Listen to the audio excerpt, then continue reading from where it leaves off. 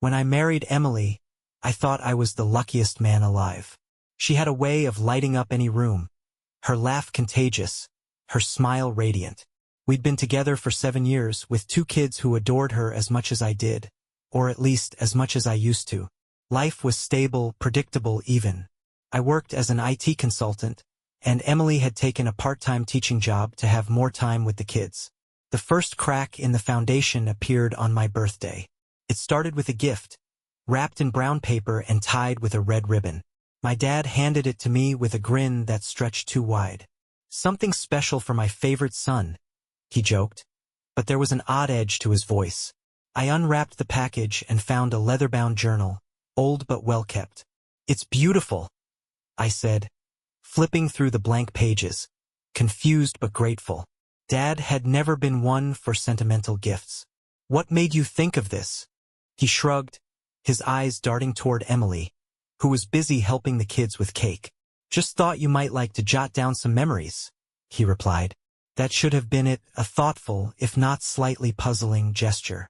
But later that night, as I thumbed through the journal again, I noticed a folded piece of paper tucked inside the back cover. Curiosity won over hesitation, and I unfolded the note. It wasn't addressed to me, but to Emily. The words stopped me cold. "I miss you. Can't wait until next time." Next time? Next time for what? I reread the note at least 10 times, trying to convince myself it was a joke, a misunderstanding. But the handwriting, it was undeniably my father's. That night I couldn't sleep. I lay in bed next to Emily, staring at the ceiling, my mind racing. 1,000 questions buzzed in my head, each one more painful than the last. Was it possible? No, Emily wouldn't. And my dad? He wouldn't. Would they? I decided then and there to find out the truth, no matter how much it hurt. The next morning, I couldn't shake the unease. Emily hummed to herself as she packed the kids' lunches, completely oblivious to the storm brewing inside me. I watched her from the doorway, her movements fluid and natural, like nothing was amiss. Could she really be hiding something so monstrous behind that serene demeanor? I waited until she left to drop the kids off at school before calling my dad. "Hey Dad, thanks for the journal. It was a great gift." I began, trying to keep my voice even. "Glad you liked it," he replied, his tone as casual as ever. But there was something inside it. A note. Was that meant for me? There was a beat of silence, just long enough to make my heart race. Then he laughed. "Oh, that must have been a scrap from something else. I probably used an old notepad and forgot to check it." "Don't worry about it." It was a plausible excuse, but his delivery felt rehearsed, forced even. "Right?" I said, though my stomach churned. Over the next week, I started paying closer attention to Emily and my dad. Little things began to stand out. Moments I might have dismissed before. The way her phone would buzz with a notification, and she'd quickly swipe it away when she thought I wasn't looking. The way my dad stopped by unannounced more often, always offering flimsy reasons like, "I was just in the neighborhood." Then came Wednesday. Emily was out late for book club, a regular occurrence. I used to think nothing of it, but now, every minute she was gone felt like an eternity. Around 10:30 p.m., I heard her car pull into the driveway. I peeked through the blinds, heart pounding, and saw her step out, carrying a small gift bag. She looked around before heading inside, as though making sure no one was watching. "What's that?" I asked casually as she walked in, pointing to the bag. "Oh, just something from a friend," she said quickly, placing it on the counter. "What kind of friend?" Her hesitation was brief but telling. "Lisa." "She was at book club tonight." I nodded, pretending to buy it, but my mind was already working overtime. Lisa wasn't at book club. I knew that because I'd run into her at the grocery store earlier that day. Once Emily was asleep, I crept downstairs and opened the bag. Inside was a cologne bottle still in its box. It wasn't anything I used, but it was familiar because my dad wore the exact same scent. I sank into a chair, staring at the bottle as if it might offer an explanation. But it didn't. All it did was confirm my worst fears. This wasn't just suspicion anymore. There was something real, something dark, between my wife and my father. I had to confront one of them. But who? The decision haunted me all night. By dawn, I had made up my mind. I would start with Emily. She was my wife, my partner, the one I trusted to stand by me through everything. If this was a misunderstanding, she'd set it straight. If it wasn't, well, I needed to hear it from her. That evening, once the kids were in bed, I approached her. My palms were sweaty, and my heart felt like it was trying to escape my chest. She was on the couch, scrolling through her phone, completely at ease. "Emily?" I said, my voice trembling slightly. "We need to talk." She glanced up, her brow furrowing. "What's wrong?" I sat across from her, the weight of the cologne bottle in my pocket feeling heavier than it should. "I found something unusual in the gift bag you brought home last night." Her face paled instantly. "You went through my things? Don't turn this around," I snapped, sharper than I intended. "Why did you have a bottle of Dad's cologne? Who gave it to you?" Her mouth opened and closed like a fish gasping for air. It's not what you think." "Then tell me what it is." She stood abruptly, pacing the room, avoiding my gaze. "It's just a stupid inside joke between your dad and me. He was teasing me about how much I complimented his cologne. So he gave me a bottle. That's all." The words came too quickly, too neatly. My instincts screamed that she was lying. "An inside joke?" I asked, my voice low and disbelieving. "Yes," she exclaimed, crossing her arms. "God, you're being ridiculous. Do you even hear yourself?" I stared at her, searching her face for cracks in her story. But Emily had always been a good liar, too good, maybe. "What about the note?" I countered, pulling the folded paper from my pocket. "What does 'can't wait until next time' mean?" Her breath caught, and she froze for a moment too long. "That wasn't meant for me," she said finally, but her voice lacked conviction. "Your dad probably wrote it to someone else and it got misplaced. You're twisting everything into something it's not." I stood, the frustration boiling over. "Do you really think I'm that stupid? You're hiding something, Emily. Just tell me the truth." Her face hardened, her defenses rising. "You're paranoid," she spat, her voice icy. "Maybe you should look at yourself before accusing me of things that don't exist." I stepped back, stung by her venom. "If there's nothing going on, then prove it. Tell me why you've been acting so strange. Why you're hiding things, lying to my face." She didn't answer. Instead, she stormed out of the room, slamming the bedroom door behind her. I stood there, shaking with anger and disbelief. Her refusal to explain, her deflection. It all pointed to one thing. She was guilty. But I needed more. I needed something undeniable, something she couldn't talk her way out of. That's when I made the call. "Dad," I said, my voice steady despite the storm raging inside me. "Can we talk? Just you and me." His hesitation was brief but noticeable. "Sure, son. What's this about?" "Tomorrow night," I said, ignoring his question. "I'll come to your place." "All right," he replied cautiously. Hanging up, I felt a mix of dread and resolve. Emily had evaded my questions, but I knew my father wouldn't have the same composure. One way or another, I'd get the truth. The next evening, I pulled into my dad's driveway, my hands gripping the steering wheel tighter than they should. The suburban house I'd grown up in looked the same as ever, warm, inviting, full of memories. But tonight, it felt like a stage for a drama I never wanted to star in. He opened the door before I could knock, a genial smile plastered across his face. "Hey, son. Come in.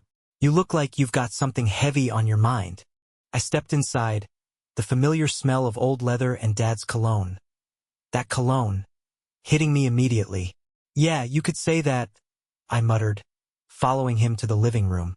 We sat opposite each other, the tension thick enough to choke on. He offered me a drink, but I waved it off.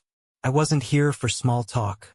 "Dad," I started, locking eyes with him. "I need to ask you something, and I need the truth."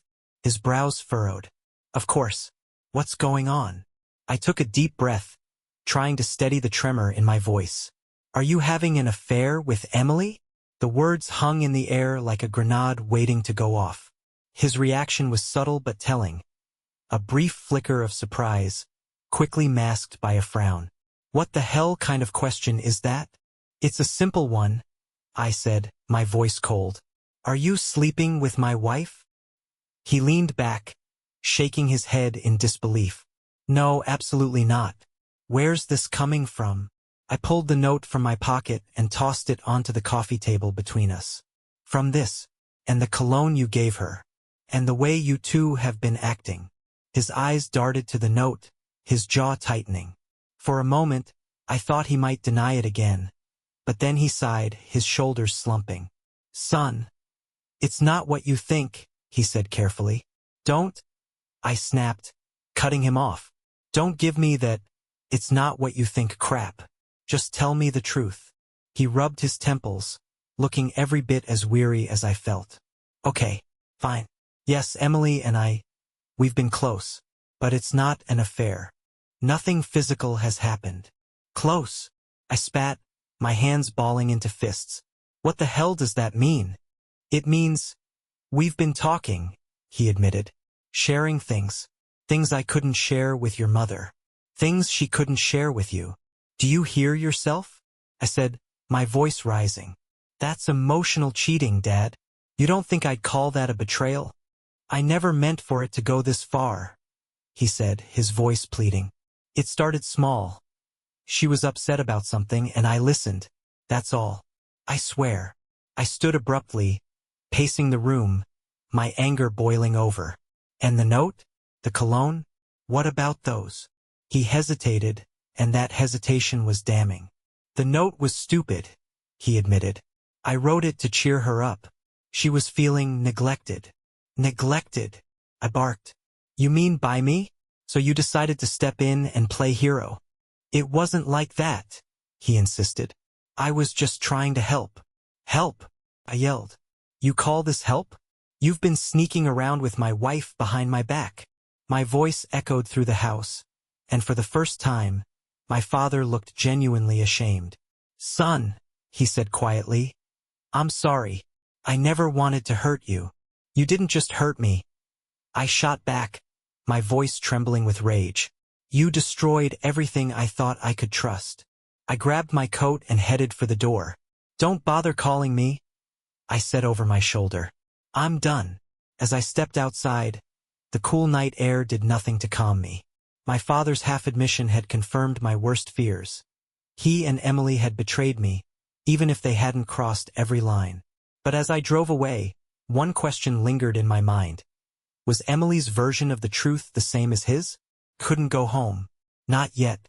The thought of facing Emily after what my dad had confessed was too much.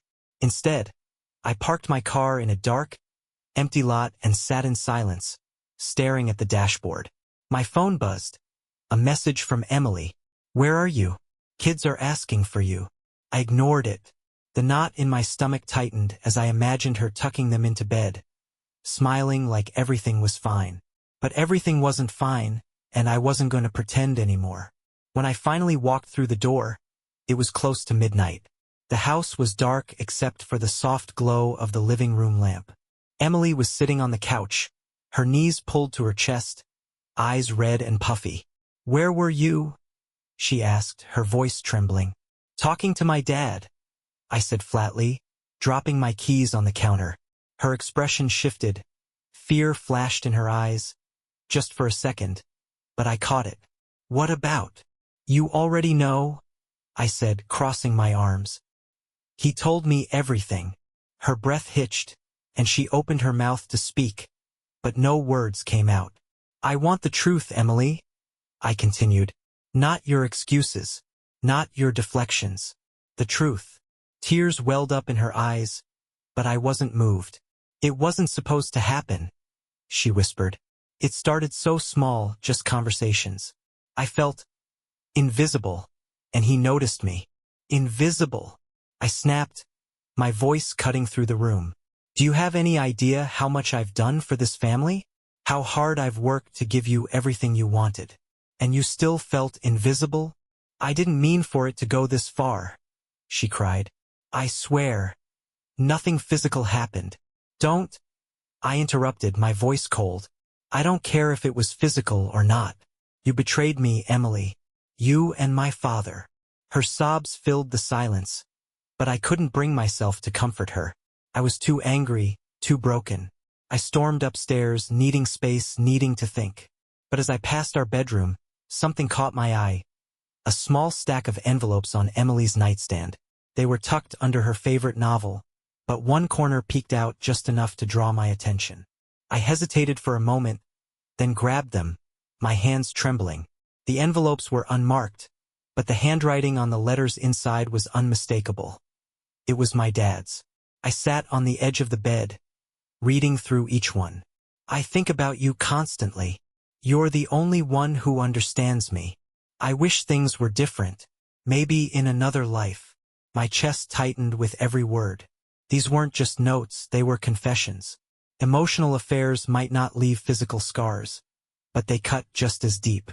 When I finished the last letter, I threw them onto the floor in disgust. Emily was standing in the doorway, her face pale. You kept these?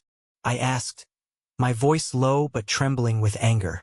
She nodded, her arms wrapped around herself. I didn't know what to do with them. You could have burned them, I spat. You could have ended this before it destroyed everything. I was scared, she admitted. I didn't want to hurt you. I didn't want you to know. Well, congratulations, I said bitterly. Now I know, and I can't unknow it. I stood, the weight of the letters feeling like a physical burden. I'm sleeping in the guest room tonight. I need space. She nodded, tears streaming down her face, but I didn't care. My world had been ripped apart, and the two people I trusted most were the ones holding the knife. As I closed the guest room door behind me, one thought burned in my mind. This wasn't over. Not by a long shot. The next morning, I woke up to the kind of emptiness that doesn't fade with sleep. The letters haunted me, their words looping in my mind like a broken record. Couldn't let it go, not yet. I decided it was time to confront them both. Separately, they had evaded responsibility, dodged the full weight of their actions. But together they wouldn't have anywhere to hide. After dropping the kids off at school, I called my dad. Come over, I said, my tone leaving no room for debate. Is everything okay? He asked cautiously.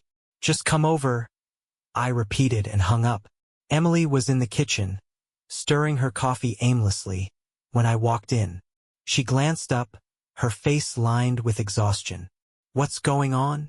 Dad's coming over, I said bluntly. Her eyes widened. Why? Because I'm done playing games. You're both going to sit down, and you're going to tell me the truth. Everything. She opened her mouth to protest but then closed it, her shoulders slumping. She knew there was no way out of this. When my dad arrived, the tension in the room was suffocating. He greeted Emily with a stiff nod, his usual charm replaced with unease. Sit, I said, motioning to the couch. They obeyed, looking more like two guilty teenagers than adults. I stood in front of them, holding the stack of letters. I found these last night, I said, my voice ice cold. Dad, I assume you know what they are. He swallowed hard, glancing at Emily, who looked like she might burst into tears again. This is your chance, I continued. Both of you. No more lies, no more half-truths. I want the full story. Right now. There was a long silence, the weight of my demand pressing down on them. Finally, my dad spoke. I wrote the letters, he admitted, his voice low. I didn't mean to hurt anyone, least of all you, but I felt a connection with Emily. A connection? I repeated, my voice dripping with disbelief. She's your son's wife, Dad. What kind of connection could justify this? He looked down at his hands, unable to answer. Emily chimed in, her voice shaking. It wasn't just him, okay? I let it happen. I didn't stop it when I should have. I was lonely, and he... Don't you dare, I snapped, cutting her off. Don't you dare make this about loneliness. You had me. You had your family. You had a choice. Tears spilled down her cheeks, but I didn't care. I turned back to my dad. Did it ever go beyond the letters? Beyond the emotional garbage? No, he said quickly, but his hesitation was like a crack in a dam. Don't lie to me, I warned, my voice rising. I deserve the truth. There was another silence. Then Emily whispered, "We kissed. Once." My vision blurred, rage pounding in my ears. "When?" "About a month ago," she admitted, her voice barely audible. I stepped back, trying to steady myself. "So, you've been writing love letters to my wife, sneaking around behind my back, and now I find out you kissed? Do you have any idea what you've done? To me? To this family?" "I'm sorry," my dad said, his voice thick with regret. "Sorry," I shouted. "You're sorry? That doesn't fix this. That doesn't erase the betrayal." Emily sobbed, burying her face in her hands, while my dad sat silently, his head bowed. I paced the room, my mind racing. I couldn't look at either of them without feeling the weight of their betrayal. "You've ruined everything," I said finally, my voice cold and flat. "And for what? A few stolen moments of selfishness." Neither of them responded. I stopped pacing, turning to face them. "I need time to think," I said, my voice trembling. "But one thing's clear, you've both broken something that may never be fixed." With that, I left the room, slamming the door behind me. As I sat alone in my car, the anger began to give way to something darker, something hollow. They had betrayed me in the worst way imaginable, and I wasn't sure if I could ever forgive them. But what haunted me most was the question I couldn't shake. Where did we go from here?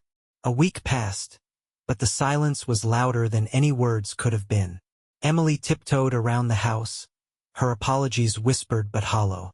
My dad texted once, a simple, "Let me know if you're ready to talk." I didn't respond. I threw myself into work and the kids, using the mundane tasks of daily life to distract myself. But every quiet moment was filled with the same thought. What am I supposed to do now? Then my birthday came. Emily insisted on hosting a small family dinner. "For the kids," she said, as if pretending everything was fine would somehow make it true. I reluctantly agreed, not wanting to ruin their happiness any more than it already had been. The evening started awkwardly but uneventfully. My dad showed up, wearing the same overcompensating grin he always used to mask discomfort. Emily stayed busy in the kitchen, avoiding eye contact with both of us. After dinner, the kids ran off to play, leaving the three of us alone at the table. Emily brought out a cake, her hands trembling as she placed it down in front of me. "Make a wish," she said softly, her eyes pleading for forgiveness. I closed my eyes, wishing for a moment of clarity, something to break the suffocating tension. When I opened them, Emily handed me a small, neatly wrapped box. "This is from me," she said. "I hope it's a start." I opened it slowly, revealing a leather-bound journal, identical to the one my dad had given me the year before. My heart sank. "Seriously?" I said, my voice sharp. Her face fell. I thought you'd like it. To start fresh." My dad shifted uncomfortably in his seat. "It's just a journal, son. Don't read into it." But something about the timing, the similarity to last year's gift, felt too deliberate. I flipped through the pages, and my stomach dropped when I saw it. Another note tucked into the back. This one wasn't folded neatly. It was stuffed inside as if someone had shoved it there in a rush. I pulled it out. The edges crinkled, the handwriting unmistakably my dad's. "We can't keep this up. He's starting to notice." The room spun. I stared at the note, my breath shallow. "What the hell is this?" I asked, holding it up. Emily's face drained of color. My dad stammered, I don't know how that got there." "Don't lie to me," I shouted, slamming the journal onto the table. This was supposed to be over. But clearly, it's not. Emily burst into tears, and my dad stood, his hands raised defensively. "I didn't write that recently," he said. "It's old. I swear." "Old?" I scoffed. "How stupid do you think I am? You've been lying to me for months. And now you expect me to believe this is just a coincidence." The kids came running at the sound of my yelling, their wide eyes filled with fear. "Go upstairs," I said sharply, trying to keep my voice steady. They hesitated, glancing between us, before Emily whispered, "Go on, sweethearts. Mommy will be up soon." Once they were gone, I turned back to her. "How long?" I demanded. "What?" she sobbed. "How long has this been going on? The letters, the notes, the lies. How far does it go?" Emily looked at my dad. Desperation etched on her face. "It was just the letters," she whispered. "And the kiss. I swear."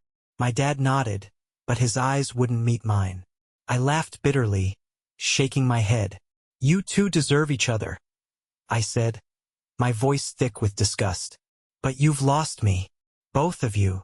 I grabbed my keys and walked out, ignoring their cries to stay. I filed for divorce the next day. Emily begged me to reconsider, but there was no trust left to rebuild. My father and I haven't spoken since that night. The kids know something's wrong, but I've shielded them from the details for now. One day, they'll understand why their father had to walk away from the people who were supposed to love him the most. As for me, I'm still picking up the pieces. Some wounds take time to heal, and some scars never fade. But one thing is certain. I won't let their betrayal define me.